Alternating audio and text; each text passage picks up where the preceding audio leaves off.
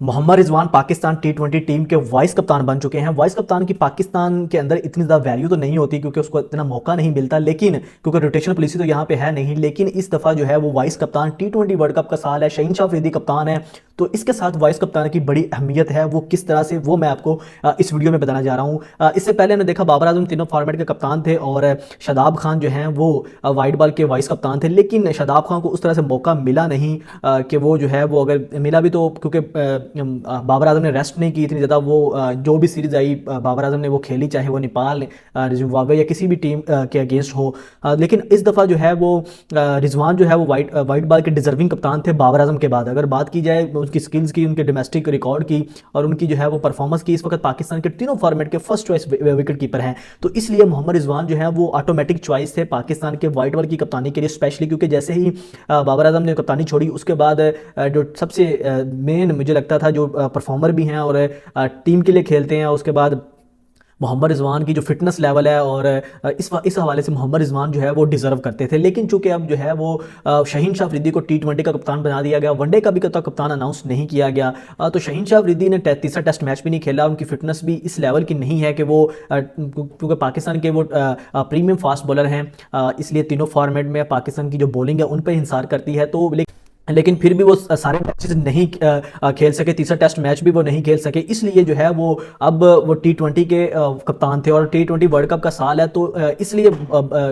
मोहम्मद रिजवान को वाइस कप्तान बनाया गया है कि हम जानते हैं कि जो मोहम्मद रिजवान शहीनशाह अफरीदी हैं वो तीनों मैच वो सारे मैचेस नहीं खेल पाएंगे। अभी वर्ल्ड कप का साल है, उसके बाद पीएसएल है, ये 5 मैचों की सीरीज़ है, फिर 5 टी20 है, न्यूजीलैंड के अगेंस्ट, इंग्लैंड के अगेंस्ट भी सीरीज़ है। उसके बाद बात की जाए तो इस वजह से पाकिस्तान की जो है वो बहुत ज़्यादा वाइट बॉल का जो है वो वनडे तो नहीं है, लेकिन टी20 के काफ़ी ज़्यादा मैचेस हैं, पीएसएल भी है, फिर टी20 वर्ल्ड कप भी है। तो शहीनशाह अफरीदी अगर किसी भी मैच में इंजर्ड होते हैं तो आपके पास बैकअप तो प्लान तो होना चाहिए। तो इसलिए चूँकि डिजर्विंग तो है वो मोहम्मद रिजवान है, तो इसलिए मोहम्मद रिजवान को जो है वो वाइट बॉल का कप्तान बना दिया गया। हालांकि मुझे लगता है कि उनको कप्तान होना चाहिए, वाइस कप्तान शहीनशाह अफरीदी को होना चाहिए, लेकिन पाकिस्तान में हमेशा उल्ट होता है। हमने देखा है कि जो भी डिजर्विंग होता है वो टीम के अंदर नहीं होता और जो नहीं टीम के अंदर होता है उसकी जगह नहीं बन रही होती, तो ये चलता रहता है। लेकिन अब जो है वो टी20 वर्ल्ड कप का साल है और मुझे लगता है कि शहीनशाह अफरीदी फिर भी सारे मैचेस नहीं खेलेंगे, रेस्ट भी करेंगे दरमियान में, और इसीलिए मोहम्मद रिजवान को कप्तान बनाया गया है।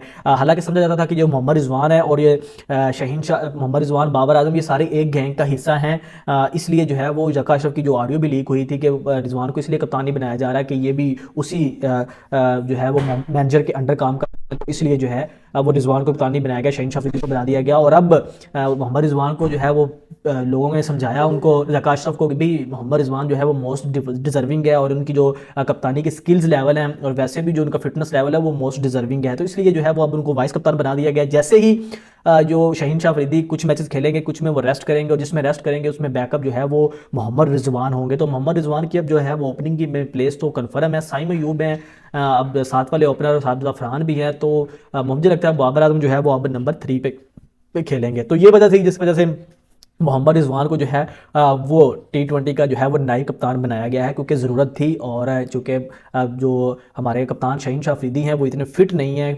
क्योंकि वो सारे जो है वो मैचेस खेल सकें, वो किसी भी वक्त इंजर्ड हो सकते हैं, ड्यूरिंग वर्ल्ड कप भी हो सकते हैं, पीएसएल में हो सकते हैं, कभी भी हो सकते हैं। तीसरा टेस्ट मैच भी उन्होंने खेला क्योंकि उनकी जब से इंजरी हुई है उनकी फिटनेस लेवल वो नहीं रही।